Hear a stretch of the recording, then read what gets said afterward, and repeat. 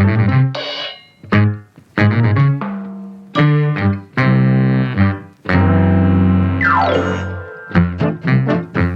sahabat mimpi, kenalin aku, namaku Afner.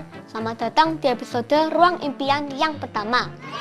Di sini kita akan membahas tuntas berbagai profesi yang bisa menjadi panduan kalian mencapai cita-cita. Kali ini kita akan membahas profesi yang menurutku keren, yaitu dokter gigi. Yuk ikut aku ke klinik gigi. Oh no! Loh, kok diem? Takut ya? Kalau kalian punya cita-cita, kalian harus lawan rasa takut. Sekarang ikut aku ke klinik gigi yuk. Nah, sahabat mimpi, Afner sudah sampai nih di klinik gigi Apik. Bagus ya, protokol kesehatan juga diterapkan dengan baik. Ruang periksanya juga bagus dan lengkap.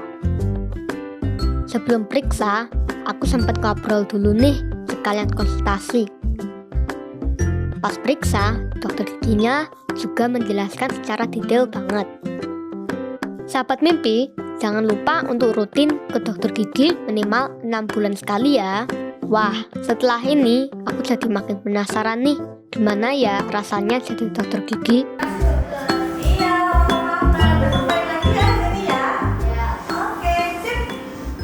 Sahabat mimpi, aku habis dari klinik gigi.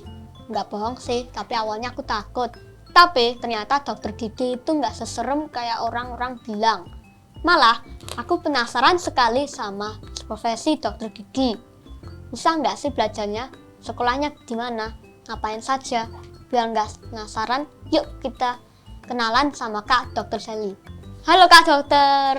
Halo Afner, hai sahabat mimpi. Terima kasih udah mau datang ke Ruang Impian. Sama-sama, Kak Sally juga makasih udah diundang ke sini. Senang juga ketemu Afner. Kenapa sih Kak Dokter pengen jadi dokter gigi? Jadi dulu waktu kecil suka diajak ke dokter gigi sama ibunya Kak Dokter. Nah terus biasanya pulang dari dokter gigi dapat mainan, terus giginya tuh ngerasa lebih enak buat makan, terus juga nggak sakit lagi. Karena itu akhirnya pengen jadi dokter gigi supaya bisa ngerawat gigi pasien-pasien supaya nggak sakit lagi. Ortodontis itu apa bedanya sama dokter gigi biasa? Jadi gini, agak serius dikit ya. Jadi kalau misalkan dokter gigi itu kan sekolah setelah kita lulus SMA. Habis itu nanti kalau misalkan dokter gigi udah lulus, itu nanti ada dokter spesialisasinya lagi. Ada beberapa macam dokter gigi spesialis. Salah satunya itu ortodontis.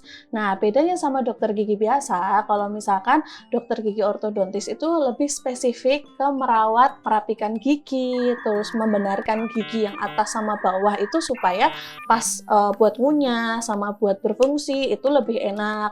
Terus supaya misalkan ada yang masalah di rahang sini supaya rahangnya nggak sakit lagi gitu. Kak Sally ortodontis atau dokter gigi biasa?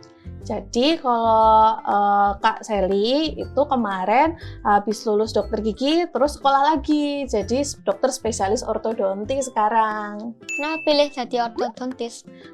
Jadi sebenarnya gara-gara dulu waktu Kak Sally masih SMA itu pernah giginya dirawat sama ortodontis. Pas itu giginya dibehel, jadi atas sama bawah dibehel.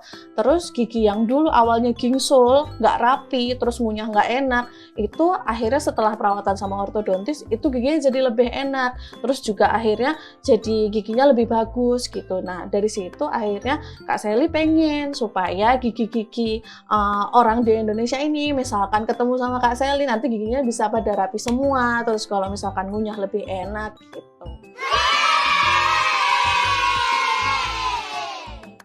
Jadi perawatannya dokter gigi biasa sama ortodontis lebih bagus ortodontis ya? Kalau misalkan bagus atau enggak itu nggak bisa bagus atau enggak gimana gitu ya, tapi tetap lebih ketika ada orang mencari perawatan yang lebih spesifik, lebih khusus itu ke dokter spesialis gitu. Di video kan tadi ada banyak alat-alat yang dipakai. Itu alatnya apa saja sih? Ya, tadi kan Afner Kak dokter lihat tuh giginya. Nah, ada beberapa alat yang dipakai buat pemeriksaan awal kalau misalkan ke dokter gigi. Yang pertama, tadi itu ada dental mirror atau kaca mulut. Jadi kaca mulut itu buat lihat gigi-gigi yang di paling belakang itu kalau misalkan lihat langsung gini kan nggak bisa karena dia di belakang banget. Nah, itu adalah alat bantu supaya gigi yang di belakang, yang di dalam itu kelihatan. Terus ada lagi yang namanya sonde. Nah, sonde itu ujungnya agak tajam. Nah, itu buat lihat, oh gigi ini yang lubang, oh gigi ini ada kotorannya harus dibersihin. Nah, itu bisa pakai sonde itu. Nah, yang ketiga itu pinset. Nah, pinset itu gunanya buat ngambil yang misalkan giginya lubang, terus mau diambil dibersihin bisa pakai pinset atau buat megang kapas gitu.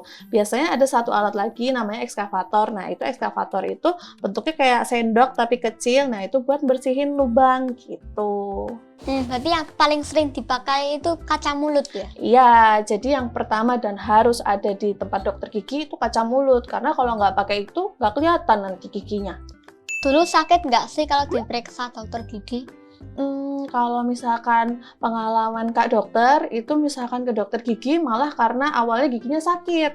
Terus ke dokter gigi, pulang dari dokter gigi, akhirnya sembuh giginya. Berarti lebih sembuh. Iya. Kalau ke dokter gigi itu ngapain aja? Ke dokter gigi tuh macam-macam, Afner. Jadi tergantung. Kalau misalkan giginya bermasalah, itu kan macam-macam. Ada yang karena giginya lubang, ada yang karena giginya ompong, ada yang pengen bikin gigi palsu, ada yang pengen ngerapiin gigi. Jadi kalau misalkan dokter gigi itu ngerawat semua permasalahan gigi gitu. Jadi dokter gigi temannya banyak enggak? Oh, kalau dokter gigi itu temannya banyak. Ya kayak tadi kan Kak dokter bilang, belajar juga tapi main juga. Jadi biar temannya terbanyak. Kenapa sih kalau anak-anak harus dirawat giginya juga? Kan nanti giginya juga diganti. Jadi gini, kalau misalkan gigi susu atau gigi yang misalkan Afner punya tumbuh dari awal, itu kan nanti ganti jadi gigi yang lebih besar.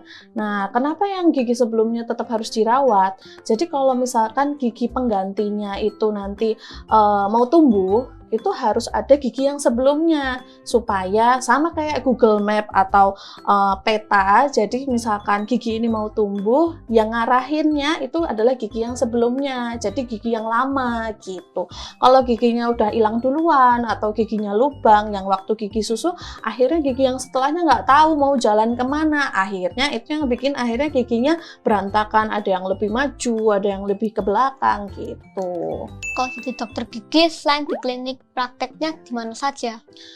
Jadi kalau misalkan dokter gigi itu di rumah praktek juga bisa, di rumah sakit juga bisa. Jadi yang penting tetap jadi dokter gigi gitu. Jadi biasanya di tempat pelayanan kesehatan. Jadi kayak dokter gigi bisa kemana-mana gitu? Bisa. Ceritain dong Kak dokter pengalaman seru selama jadi dokter gigi. Pengalaman seru sebenarnya ada banyak, Afner. Tapi yang baru-baru ini Kak dokter alamin itu ada pasien Kak dokter itu kan baru Kak dokter periksa giginya, baru kakak ganti karet behelnya. Terus ternyata tiduran pasiennya.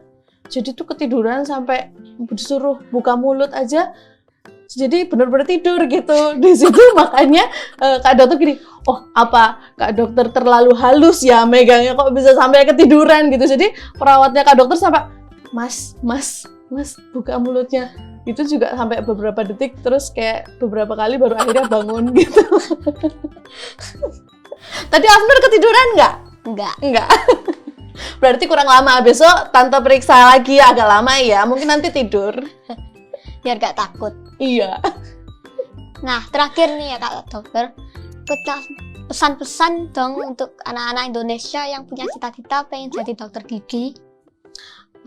Pesannya mungkin jadi apa aja cita-citanya, itu yang penting kemauannya kuat, terus fokus dengan apa yang dimau, jadi nanti akhirnya cita-citanya akan tercapai dan menjadi pekerjaan yang baik di kemudian hari gitu. Oke, terima kasih Kak Sally. Nah, sahabat mimpi, terima kasih udah menyaksikan Ruang Impian dengan episode bersama Dokter Gigi. Silahkan komen kalau kamu punya rekomendasi profesi yang ingin kamu tahu. Jangan lupa buat like dan share video ini, juga subscribe channel ini. Ingat sahabat mimpi, bermimpilah setinggi-tingginya karena kita bisa jadi apapun yang kita mau.